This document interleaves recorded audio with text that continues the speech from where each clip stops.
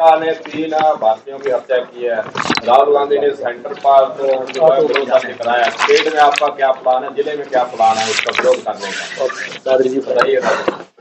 पहले आज जिस मुद्दे को लेके प्रेस कॉन्फ्रेंस बुलाई, मैं कहता हूं उस मुद्दे से हम नहीं भटके। ये अंतर्राष्ट्रीय बात है, उसके लिए हमारे राहुल गांधी जी ने भी अपना पक्ष रखा है, कांग्रेस पार्टी पक्ष रख रही है। जो ये आज जिस मुद्दों को लेके प्रेस कॉन्फ्रेंस बुलाई है, उसमें विस्तार से आपको जिलाध्यक्ष जी ने बता दिया। अभी आप कह रहे हो कि विपक्ष ने, जैसा आपने सवाल किया राजेश जी ने, कि विपक्ष ने सवाल नहीं उठाया। आप डोटासरा जी की बाइट सुनिए। जब असेंबली चल रही थी, माननीय डोटासरा जी ने ये क्वेश्चन उठाया था, किरोड़ी लाल मीणा से पूछा था कि आप ये छापेमारी वगैरह 6 महीने से कर रहे हो, इसके अंदर क्या हुआ है बताओ तो सही। और अब ये एक अखबार की मैं आज ही पढ़ रहा था, कटिंग आपको तो भेजूं, कि वो जो क्या नाम था बिश्नोई का, इसका जुगल किशोर बिश्नोई, इसकी बैकग्राउंड पढ़ो आप क्या है। जिस जुगल किशोर बिश्नोई को किरोड़ी लाल जी मीणा ने अपनी टीम का हिस्सा बनाया था, उस जुगल किशोर बिश्नोई की बैकग्राउंड ये है कि ये एक छोटी सी डेयरी चलाता था। उसके बाद में इसने कोई खाद पेस्टिसाइड की दुकान की, एक बार खाद पेस्टिसाइड की दुकान की, फिर ये कंपनी के अंदर नौकरी की इसने पेस्टिसाइड में, उसमें 3 करोड़ रुपए के घोटाले के अंदर इसको निलंबित किया गया था। और उसके बाद में इसको डायरेक्टर बनाया जाता है उसमें। तो इसको उस टीम का हिस्सा किसने बनाया, इस बात का किरोड़ी लाल मीणा जवाब दे दे कि जुगल किशोर बिश्नोई और उसका भांजा, जो 85 लाख रुपए लोक परिवहन सेवा की बस में पकड़े गए थे। तो किरोड़ी लाल जी मंत्री कह रहे मैं इस्तीफा दे दूंगा। और तो इन लोगों के बारे में तो बताएं, ये जिम्मेवारी किसकी है। आज जिला कांग्रेस कमेटी में जैसे अध्यक्ष जी ने बताया, कार्यकारिणी के अंदर कोई ऐसा आदमी होता है जिसकी बैकग्राउंड सही नहीं होती, उसकी जवाबदेही जिला कांग्रेस कमेटी के अध्यक्ष और प्रदेश कांग्रेस कमेटी की है। तो आज जिन लोगों को टीम में साथ लेके वो घूमे और जिन्होंने पैसे की वसूली की, आज तक कोई अधिकारी सस्पेंड हुआ है क्या? इसमें कोई अधिकारी सस्पेंड हुआ है क्या? मैं मीडिया के साथियों से पूछना चाहता हूं। और ये अधिकारियों की मिली भगत के बिना इस तरह की वसूली नहीं हो सकती। आज मैं किसी मंत्री के साथ घूम रहा हूं और मैं डायरेक्ट पैसे की वसूली कर लूं, ये ऐसा कभी संभव नहीं है। हम नहीं कहते मंत्री जी के पास पैसे पहुंचे होंगे या मंत्री जी ईमानदार नहीं है, लेकिन इसकी जांच होनी चाहिए किसी निष्पक्ष एजेंसी से, चाहे हाईकोर्ट के किसी सेवानिवृत्त जज से कराएं या कोई। आज भजनलाल जी का आज तक कोई, मैंने तो कुछ स्टेटमेंट पढ़ा नहीं कि इसके अंदर ये निर्दोषी है। तो इसमें आज ये गंगानगर के 2 अधिकारियों की इसमें उन्होंने कॉल रिकॉर्डिंग की है, और वो कुछ दिन तो उन गंगानगर के कृषि अधिकारियों के स्विच ऑफ तक रहे थे और वो ऑफिस नहीं आए थे। उनके खिलाफ आज तक कोई कार्रवाई नहीं हुई और अब कह रहे हैं कि उसका स्विच भी ऑन हो गया और ऑफिस आएंगे, आज तक कार्रवाई नहीं हुई। उनकी कॉल रिकॉर्डिंग की है, ये अखबार की कटिंग है। तो कृषि मंत्री जी को हम नहीं कह रहे आज की तारीख में कि वो दोषी हैं, लेकिन उनको अपनी निष्पक्षता के, मैं इन लोगों को मैंने किसके कहने से शामिल किया, ये पैसे की वसूली कर रहे थे। ये कोई 2-2.5 करोड़ का मामला नहीं है, ये कम से कम 500-600 करोड़ का घपला निकलेगा अगर इसकी निष्पक्ष जांच होती है। पकड़ में पकड़ में नहीं आया, अभी आएंगे पकड़ में, लेकिन इसको लिपापति करने की कोशिश कर रही है और ये पकड़ में नहीं आएंगे क्योंकि इसमें ऊंचे ऊंचे लोग, पूरी सरकार, मैं सिर्फ किरोड़ी लाल जी मीणा की नहीं कहता कि पूरी सरकार की मिली भगत निकलेगी अगर इसके अंदर उस तरह जांच हो। तो मेरा ये, मैं क्लीन चिट नहीं दे रहा, मैं कह रहा हूँ कृषि किरोड़ी लाल जी। आज देखो एक बात सुनो, कांग्रेस की आदत नहीं है कि किसी पे झूठे आरोप लगाएं, लेकिन किरोड़ी लाल जी मीणा की जिम्मेवारी बनती है कि वो कृषि मंत्री है।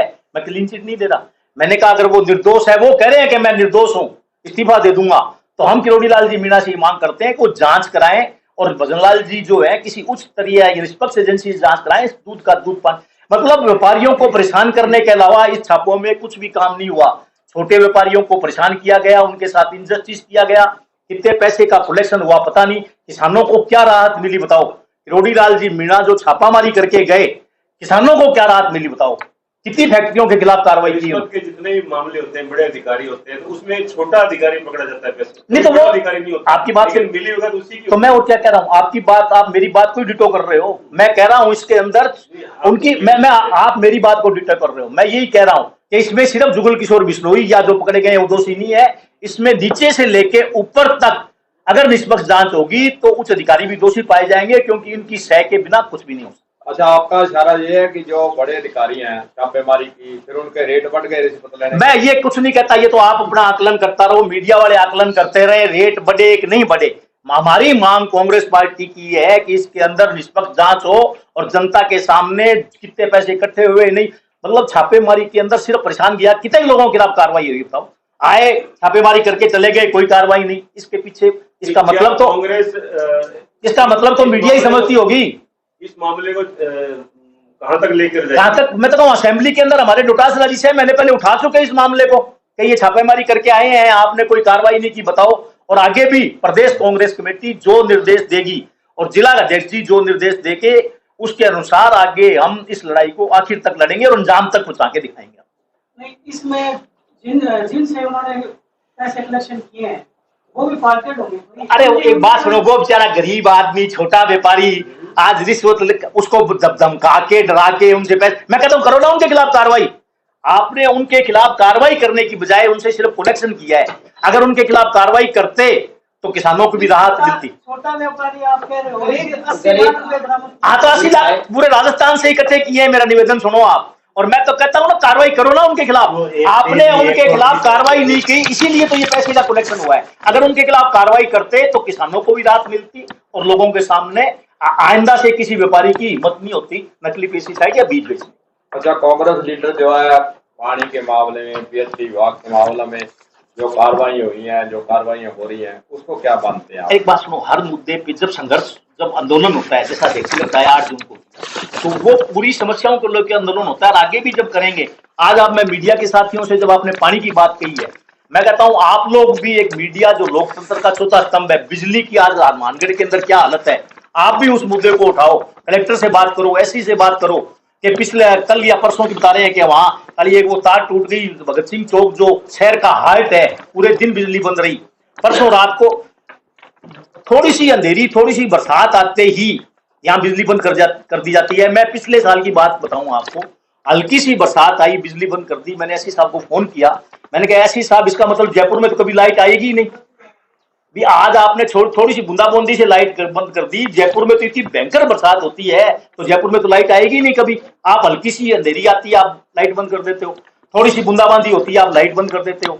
और एक मैं आपके माध्यम से जिला कलेक्टर महोदय को और एससी साहब को रिक्वेस्ट करना चाहूंगा कि टाउन से जंक्शन से टाउन की जो लाइन जाती है 133 की कौन सी, वहां सफेदे के पेड़ बहुत खड़े हैं पुराने, और सरकार अब सफेदे के पेड़ों से कोई मेरे हिसाब से लाभ भी नहीं हो रहा।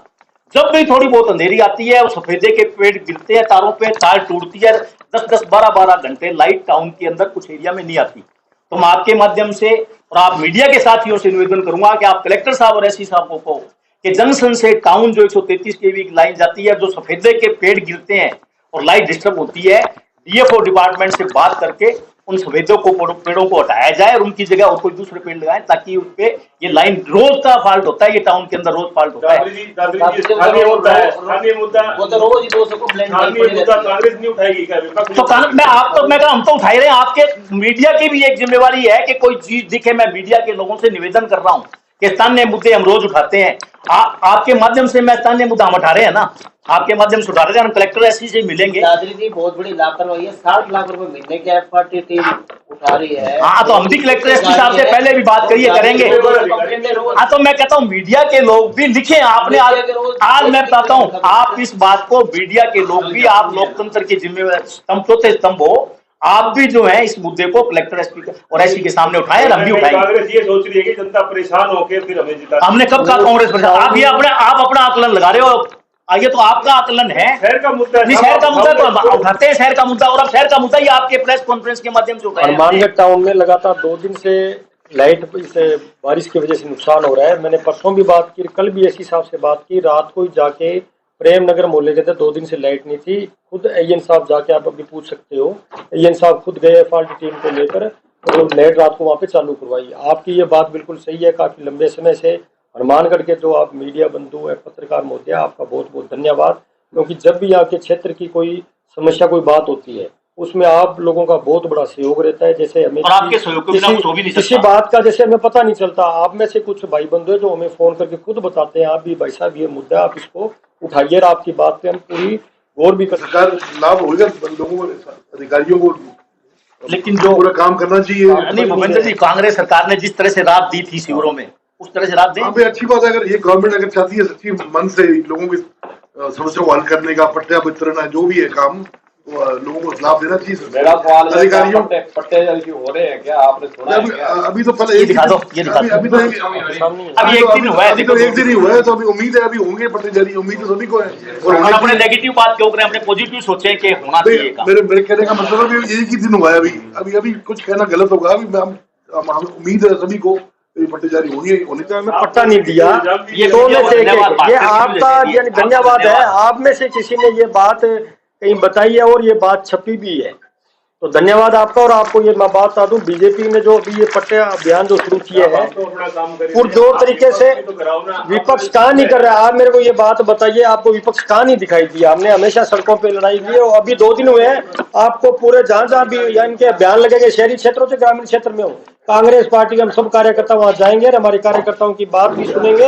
और जहाँ पट्टे नहीं बना रहे हैं, पट्टे कहाँ से बना देंगे 2 दिन में ये पट्टे, बताओ मेरे को।